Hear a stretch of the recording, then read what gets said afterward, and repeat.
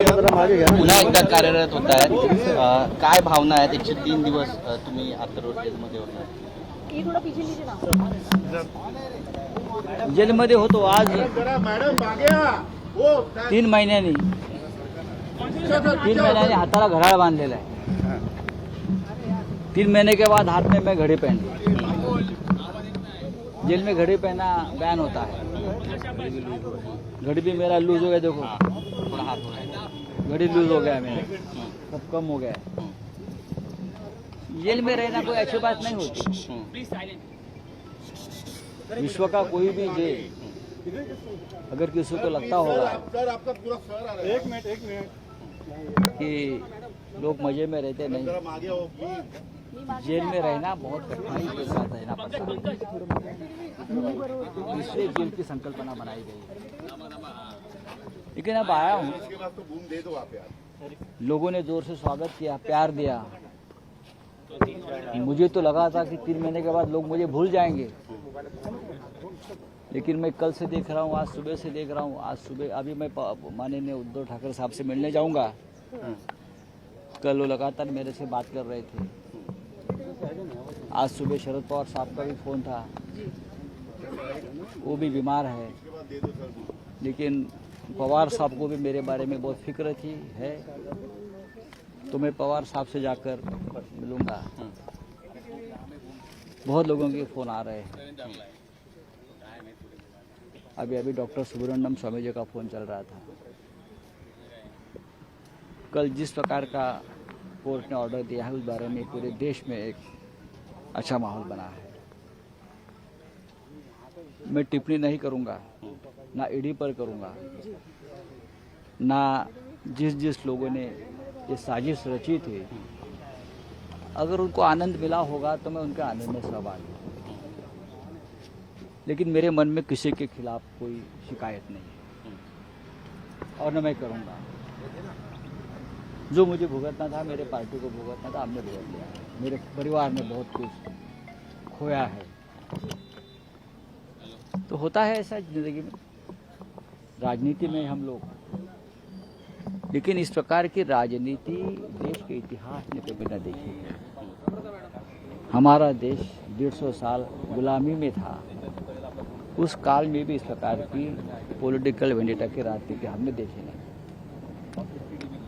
दुश्मनों के साथ भी अच्छा व्यवहार किया जाता है पॉलिटिकल, लेकिन फिर भी मैं एक्सेप्ट करता हूँ। मैं पूरे सिस्टम को दोष नहीं दूंगा, ना मैं किसी केंद्रीय जांच एजेंसी को दोष दूंगा। अच्छा काम करने का मौका उनको भी मिलता है, करना चाहिए, सबको करना चाहिए। महाराष्ट्र में एक सरकार नहीं बनी है, मैं 3 महीने से बाहर हूँ। कुछ निर्णय सरकार ने अच्छे भी लिए हैं महाराष्ट्र के, मैं उनका स्वागत भी करूंगा। विरोध के लिए विरोध नहीं करेंगे हम लोग, कभी ना किया है। जो चीज़ें जनता के लिए और राज्य के लिए और देश के लिए अच्छी होती है, उनका हमेशा स्वागत करना चाहिए। महाराष्ट्र में देवेंद्र फडणवीस जी ने कुछ निर्णय अच्छे लिए हैं। जब मुझे अखबार पढ़ने का मौका मिलता था तो मैं पढ़ लेता था, और मैं ये भी देखता था कि अच्छा निर्णय है। खास करके हाउसिंग जो है, गरीबों के लिए घर देने का फैसला,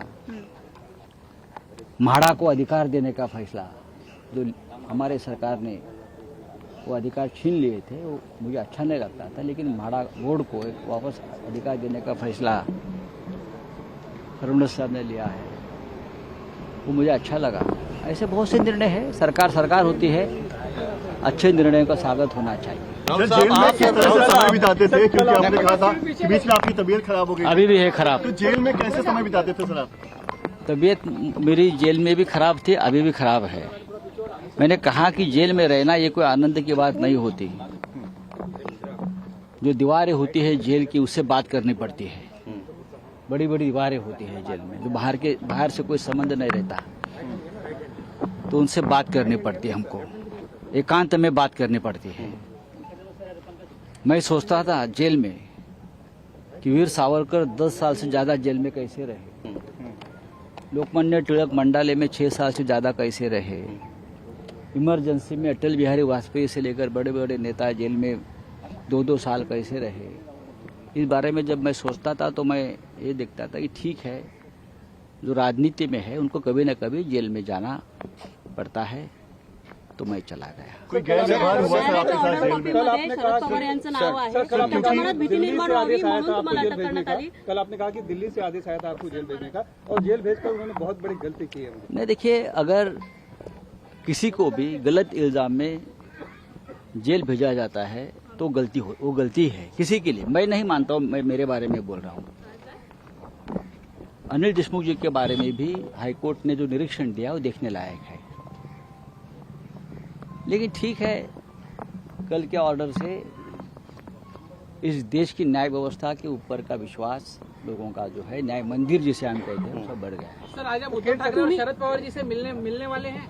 डेफिनेटली मिलूंगा मैं। दोनों नेताओं ने हमेशा मेरी फिक्र की है, जब मैं अंदर था मेरे परिवार की फिक्र की है, बार बार मदद करते रहे हैं, तो मैं सभी को मिलूंगा।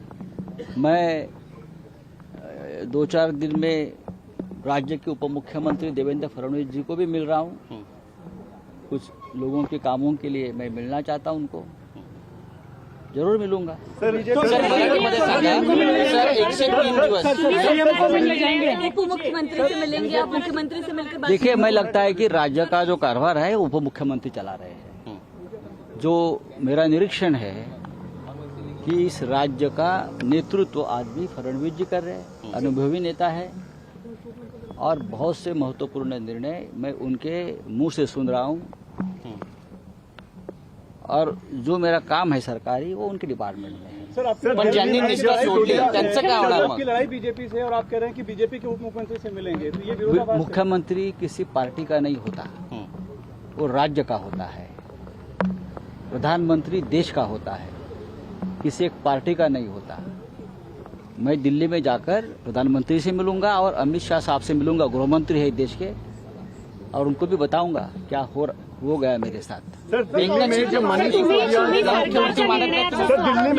सिसोदिया जांच एजेंसियों की पूछताछ से बाहर आए थे, उन्होंने आरोप लगाया था कि उन पर दबाव बनाया जा रहा है कि आप आम आदमी पार्टी छोड़कर बीजेपी शामिल हो जाए। आपका इस तरह का कोई अनुभव रहा क्या सर? देखिए, इस बारे में मैं जल्दी बात करूंगा, आज नहीं बात करूंगा। सर मराठीमध्ये सांगा की 103 दिवस तुम्ही तुरुंगामध्ये राहिला, तो अनुभव नेमका कसा होता, कुणाकुणाच्या आठवणी तुम्हाला त्या? तो अनुभव आता इतक्या लवकर सांगण्यासारखा नाही आहे, आणि आठवणी तर खूप येतात। जेव्हा आपण तुरुंगात राहतो, आमचे मित्र आणि मनसे प्रमुख राज ठाकरे यांनी एका भाषणात माझ्यावर टीका करताना सांगितलं होतं की संजय राऊतांना ईडीकडून अटक होईल, आणि आता त्यांनी एकांतात स्वतःशीच बोलण्याची काय प्रॅक्टिस करा। मला त्यांना सांगायचं आहे की हो, मला ईडीने अटक केली, ती बेकायदेशीर होती, असं कोर्टाचं म्हणणं आहे। आणि राजकारणामध्ये शत्रूच्या संदर्भातही अशा भावना आपण व्यक्त करू नयेत की तो तुरुंगात जावा। आणि मी एकांतात होतो, जसे सावरकर एकांतामध्ये होते, लोकमान्य टिळक एकांतात होते, आणीबाणीमध्ये अनेक नेते एकांतात होते, तशी माझी सुद्धा अटक राजकीय होती, आणि मी माझा एकांतातला काळ सत्काराने लावला। तुम्ही महाराष्ट्र सरकारच्या निर्णयांचं स्वागत करताय, पण शिवसेनेने सरकार स्थापन झाल्यापासून एकच टीका केली आहे की हे सरकार घटनाबाह्य आहे। नक्कीच घटनाबाह्य आहे, त्याच्याविषयी माझ्या मनात तिळमात्र शंका नाही, पण त्यांनी जे काही मोजके निर्णय जाहीर केले त्याच्याविषयी म्हणतोय मी। मतलब आपके तेवर से लग रहा है कि आप थोड़ा नरम हुए हैं पहले से। नरम होने का मतलब क्या होता है? आप बोल रहे हैं हम बात करेंगे, उप मुख्यमंत्री से मिलेंगे। क्यों नहीं मिल सकता हूं मैं? अगर मैं सांसद हूं, मैं मेंबर ऑफ पार्लियामेंट हूं, कुछ सरकारी काम है, मेरा भाई एमएलए है यहाँ, तो किसी काम के लिए मिल नहीं सकते हैं क्या? क्या है ये? महाराष्ट्र है, ये महाराष्ट्र है। महाराष्ट्र में एक दूसरे से मिलना ये हमेशा होता है। बीजेपी की लड़ाई आपकी वैसे ही जारी रहेगी? डेफिनेटली, क्यों नहीं। जब तक पद पर कोई बैठा है, संवैधानिक पद पर, तो उसे मिलकर राज्य के देश के कामों के बारे में चर्चा होनी चाहिए। और मैंने पढ़ा है, जब मैं जेल में था, फडणवीस जी ने कहा था कि जो कटुता है हमारे महाराष्ट्र में बढ़ गई, वो कम होनी चाहिए, और मैंने उनका स्वागत भी किया है। तुम्ही म्हणताय सर फडणवीस का भेटणार, पण किरीट सोमय्या आणि मोहित कंबोज म्हणतात आता आम्हाला पुन्हा एकदा कामाला लावा. भारत जोड़ो यात्रा में शामिल होंगे। भारत जोड़ो यात्रा में आप जब जेल से बाहर आए, भारत जोड़ो यात्रा का मैं स्वागत करता हूं। अगर मेरी तबीयत ठीक रहती तो मैं जरूर राहुल गांधी जी के साथ जाकर भारत जोड़ो यात्रा में शामिल होता। मैं आज उद्धव जी से इस बारे में बात करूंगा। धन्यवाद। नमस्कार, मैं हूं मानक गुप्ता। अगर आपको हमारा ये वीडियो पसंद आया हो तो इसे लाइक और शेयर जरूर करें और हाँ, हमें सब्सक्राइब और फॉलो करना ना भूलें ताकि आप देश और दुनिया की कोई खबर मिस ना करें। तो जुड़े रहिए हमारे साथ और देखते रहिए News 24।